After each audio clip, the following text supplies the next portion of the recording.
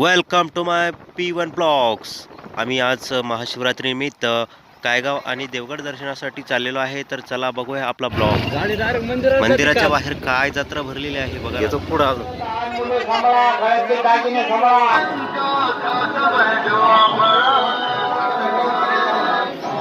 रामायणाची कथा या मंदिराला जुळलेली आहे.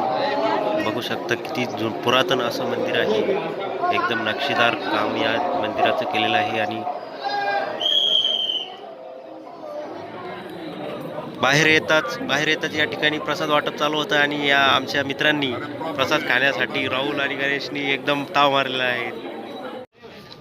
ही आहे प्रवरा नदी. प्रवरा नदी या गोदावरी नदीला जाऊन मिळते. या ठिकाणी प्रवरा संगम असं या ठिकाणी नाव दिलेलं आहे. आपण आलो आहे सिद्धेश्वर कायगाव मंदिर, कायगाव टोका. याची कथा अशी आहे की रामायणामध्ये जे मारीच राक्षस जो हरिण बनून आलेला होता, तो पंचवटी नाशिक येथून राम त्याच्या मागे धावत कायगाव या ठिकाणी पोहोचले आणि त्या ठिकाणी त्याने बाण मारला. त्या ठिकाणी त्याचं काया म्हणजे त्याचं धड पडलेलं आहे. श्रीरामचंद्राच्या पावन पादस्पर्शाने पावन झालेली ही पावनभूमी आहे, पुण्यभूमी आहे. आणि याच ठिकाणी आपण दर्शन घेण्यासाठी आलो आहोत. चला तर घेऊया सिद्धेश्वर महादेव याचे दर्शन.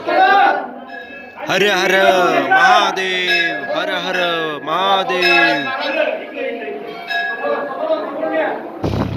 कायगाववरून 7 ते 8 किलोमीटर अंतरावर आम्ही आलो देवगडला. देवगड या ठिकाणी देवगड संस्थान श्री दत्त मंदिर याचे दर्शन घेण्यासाठी.